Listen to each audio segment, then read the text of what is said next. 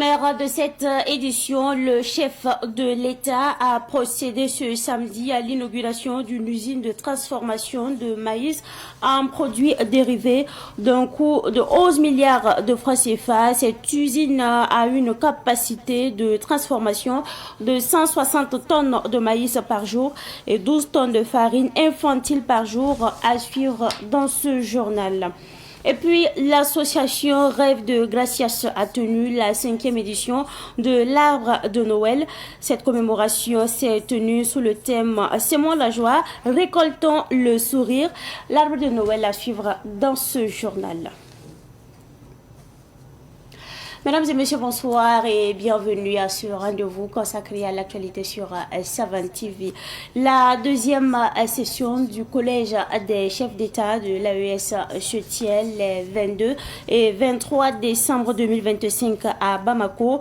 Leur président Abdourahmane Tchiani, déjà présent, le président Abdourahmane Tchiani, arrivé donc dans l'après-midi, a été accueilli par son homologue, le général d'armée Assimi Goïta. Après un bref entretien en tête-à-tête au pavillon présidentiel, les deux chefs d'État ont pris la direction de Koulouba. Tout au long de leur parcours, les deux chefs d'État ont été chaleureusement acclamés par une foule venue donc témoigner son attachement et soutien. Le capitaine Ibrahim Traoré est également attendu à Bamako.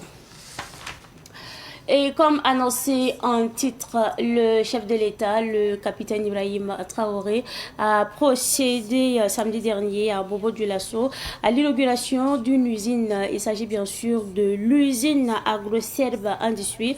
Cette usine d'un coût de 11 millions, ambition de transformer 60 000 tonnes de maïs par an. Revivons donc cette inauguration avec Nonga Sidatoma Sondo et Yasmine Abi Koulibaly de Savane Media Ouest.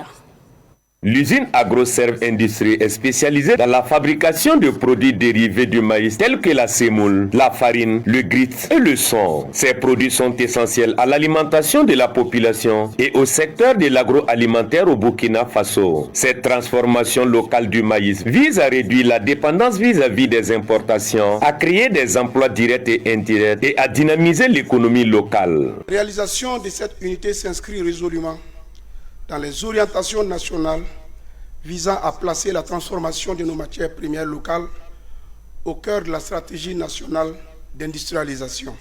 D'un coût global d'environ 11 milliards de francs CFA, notre unité est dotée d'équipements multifonctionnels à la pointe de la technologie, avec une capacité de transformation primaire de 160 tonnes de maïs par jour.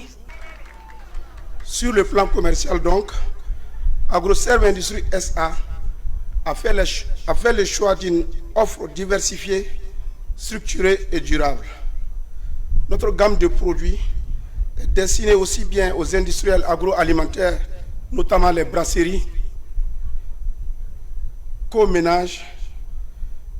Il s'agit, entre autres, de la semoule à base de maïs, la farine de maïs, des farines infantiles, des snacks et des protéines de soja, comme je le disais. Le capitaine Ibrahim Traoré, président du FASO, a dans son intervention souligné l'engagement du gouvernement à soutenir l'agriculture et les industries agroalimentaires. C'est la matérialisation concrète de notre vision. Donc nous encourageons tout le secteur privé à emboîter le pas de ceux-là qui ont décidé de transformer nos matières premières. Et comme vous connaissez son histoire, au tout début, il était exportateur de maïs avant de commencer maintenant l'industrialisation et la transformation.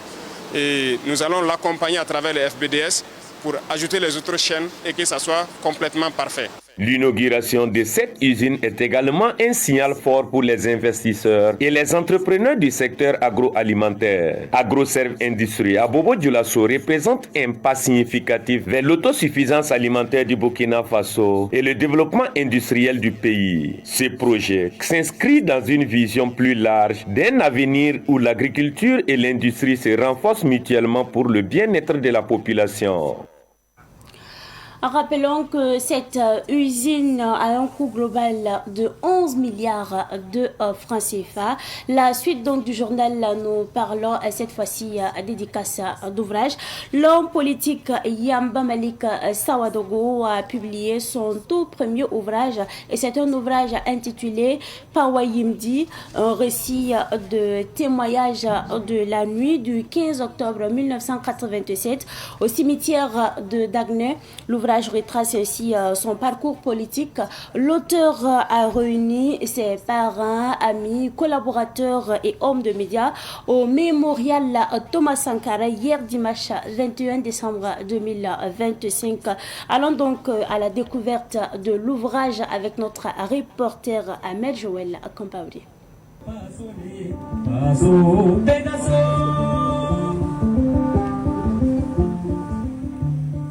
Pawanyimdi, le serment du cimetière de Dagnoué, est le tout premier ouvrage de l'homme politique Nyamba Malik Sawadougou. Cet ouvrage de plus de 140 pages relate les faits historiques de la nuit du 15 au 16 octobre 1987 au cimetière de Dagnoué, nuit d'inhumation du père de la Révolution et ses 12 compagnons.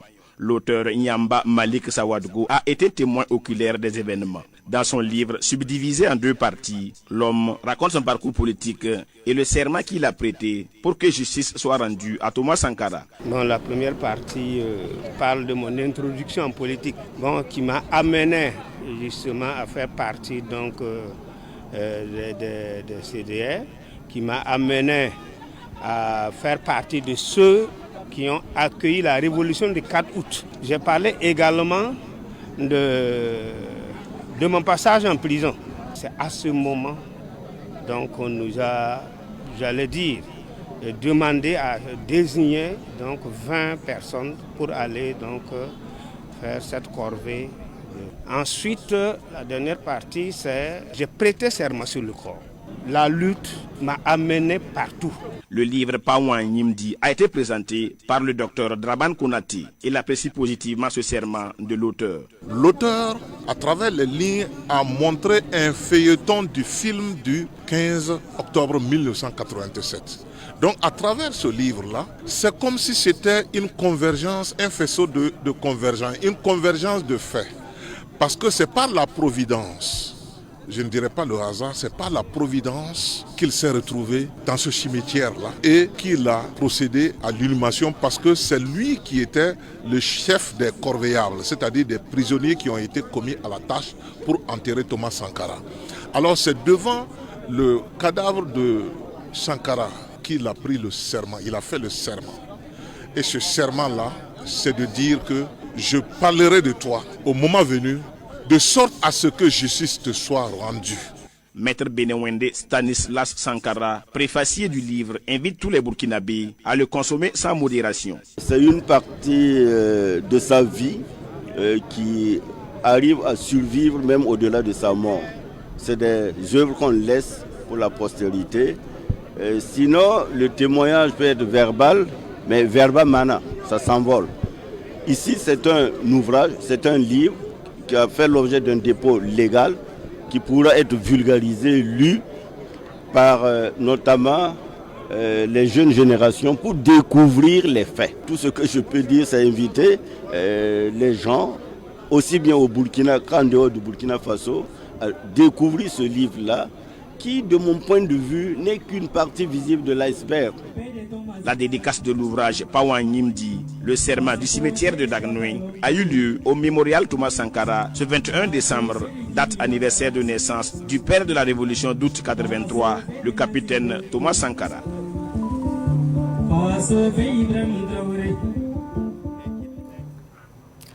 Et c'est fini donc pour la 5e édition de l'arbre de Noël de l'association Rêve de Gracias. Elle a une fois de plus sémé la joie pour récolter des sourires durant 3 jours d'activité, de solidarité, de citoyenneté. L'association a placé cette édition sous le thème Sémons la joie, récoltons le sourire. Une édition anniversaire qui marque justement les 5 ans d'engagement de l'association. La cérémonie de clôture a eu lieu hier dimanche en présence de notre reporter Yacouba Ouitrago. C'est dans une ambiance conviviale et empreinte de sourire que s'est tenue la 5e édition de l'Arbre de Noël, organisée par l'association Rêve de Gracias. Le plateau omnisport de Somgandé s'est transformé en un véritable espace de solidarité et de festivité. Selon la présidente de l'association, cette 5e édition est particulière, en plus d'être une édition anniversaire, traduisant ainsi les 5 ans d'engagement de Rêve de Gracias. La solidarité ne se consomme pas à la hâte. Organiser cet arbre de Noël année après année, ce n'est pas simple. Apprendre à partager, c'est aussi apprendre à préserver, à respecter les espaces communs et à transmettre ces valeurs aux enfants dès aujourd'hui. Le parrain de cette édition n'a pas manqué d'émotion en s'adressant aux enfants, les encourageant à croire en leurs rêves malgré les difficultés. La représentante des enfants a également exprimé sa gratitude envers l'association. Je suis très heureux de ces cadeaux que notre président de l'association Rêve Gracias nous présente aujourd'hui. Je suis très contente de ça. En marge des festivités, l'association Rêve de Gracias a posé un geste citoyen en procédant à la remise symbolique des bacs à ordures à la mairie de l'arrondissement 4. Un don salué par le représentant du président de la délégation spéciale de l'arrondissement numéro 4. La coupure du gâteau marque les 5 années d'engagement de l'association. En rappel, Rêve de Gracias est un projet de secours qui cherche à promouvoir un monde où les enfants, les orphelins et démunis ont accès aux droits vitaux comme l'alimentation, l'éducation et la santé.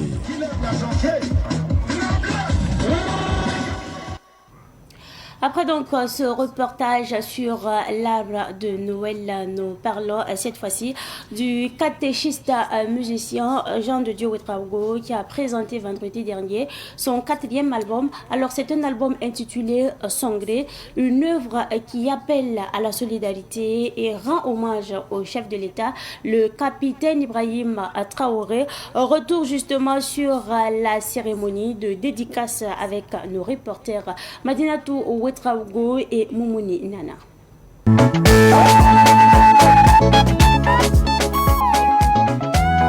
L'album Sangré de l'artiste Jean de Dieu Ouedraogo est un rappel que dans la vie, nous avons besoin les uns des autres. Parmi les titres figure Faso Mebo qui célèbre l'initiative du président du Faso pour la construction de la patrie.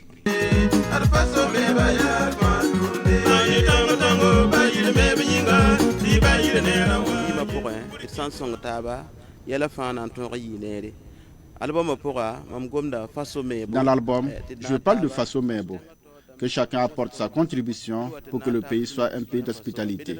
J'appelle la jeunesse à se lever pour qu'on travaille. Sinon nos ancêtres nous ont légué cette terre, nous devons travailler à la préserver pour nos enfants.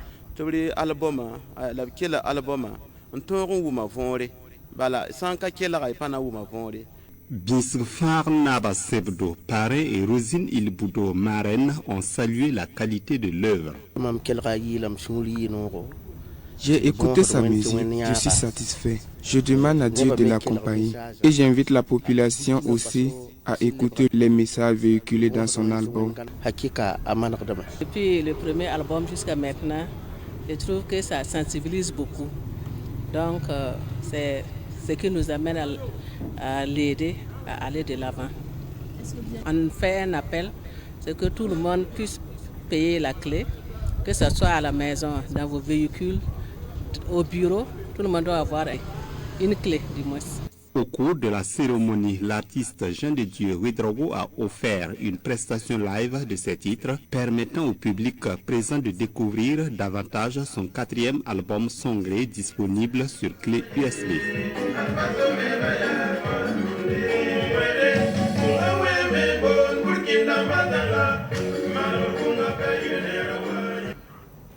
Après donc la musique place à présent au sport. Le village de Yorgo est sacré vainqueur du tournoi Maracana de l'association Vision XXL de Ouagadougou. Au total, 28 équipes ont pris part à cette compétition qui vise la cohésion sociale et le développement de la localité. La finale s'est jouée ce samedi à Songdin. Revivons justement cette finale avec notre reporter Abdoulaye Kinda.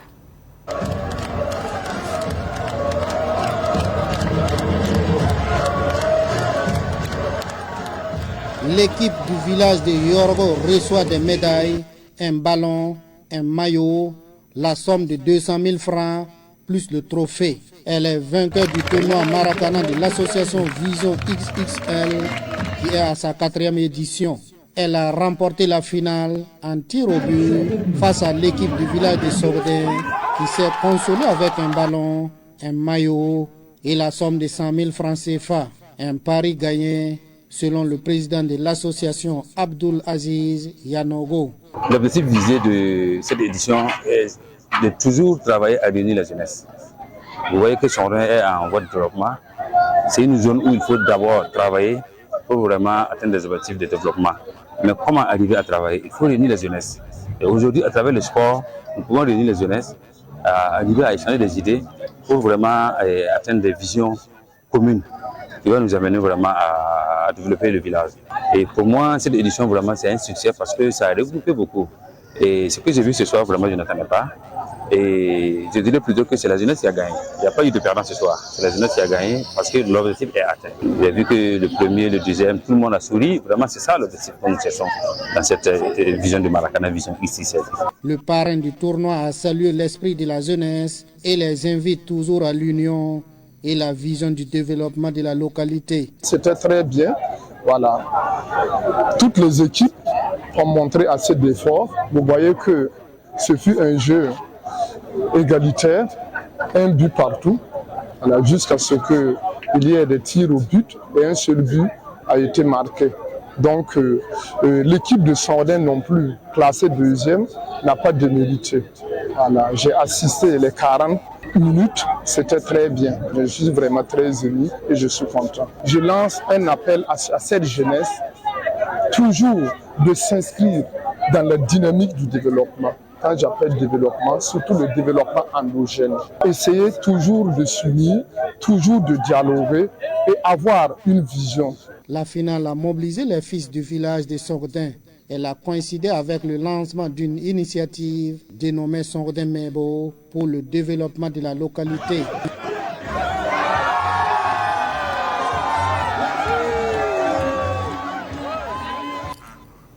Nous évoluons toujours dans le sport et nous parlons cette fois-ci de la fédération burkinabé de basketball qui a réuni samedi dernier à Ouagadougou les acteurs de la discipline. Objectif donc faire le bilan des activités menées au cours de la saison sportive 2024-2025. C'était également une occasion pour jeter les bases de la saison prochaine. Écoutons à ce propos le président de la fédération, Souleymane Yameogo, au micro de notre journaliste sportif à maison, Ruben Wilson Kodio. Le championnat s'est déroulé dans toutes les catégories et on note quand même une domination de l'AS Douane qui est championne en senior garçon, senior dame, etc. Et puis il y a l'émergence aussi de Bobo dans les petites catégories, sans oublier les régions comme Banfora qui ont glané un titre. Donc ensuite, il y a eu le 5 contre 5, qui est une grosse référence au niveau de nos activités, parce que à ce niveau-là, nous avons été 4e africain pendant la Champions League en hommes. Et donc, en termes de ranking, on a engrangé des points et nous sommes 27e mondial. Voilà, le seul hic, le seul bémol est qu'on n'a pas pu prendre part au championnat des U16 à Morovia. Au niveau de la balle, les clubs champions, AS Douane a été championne, elle a pu prendre part aux phases éliminatoires à Bamako et elle s'est bien comportée.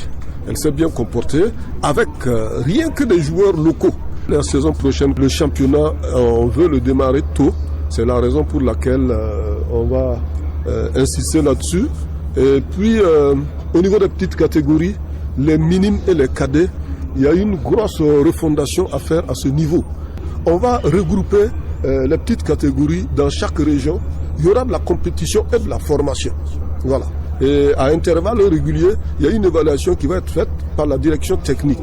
En même temps, on forme les enfants, en même temps, on forme les arbitres, et en même temps, on forme tous les acteurs qui interviennent. Et de cela, va naître la création d'un centre régional dans chaque région et puis un centre fédéral qui va regrouper tous les meilleurs minimes cadets en garçons-filles de notre championnat. Les fêtes sont faites pour être célébrées, pas pour regretter. La prudence est le plus beau des cadeaux. La vraie magie des fêtes, c'est de rentrer chez soi en sécurité. Alors, on espère que le message est très bien passé. Merci à vous, car c'est tout pour cette édition. Merci à vous pour votre constante fidélité. Excellente suite de programmes en compagnie donc des programmes de la télévision des Nouvelles Idées.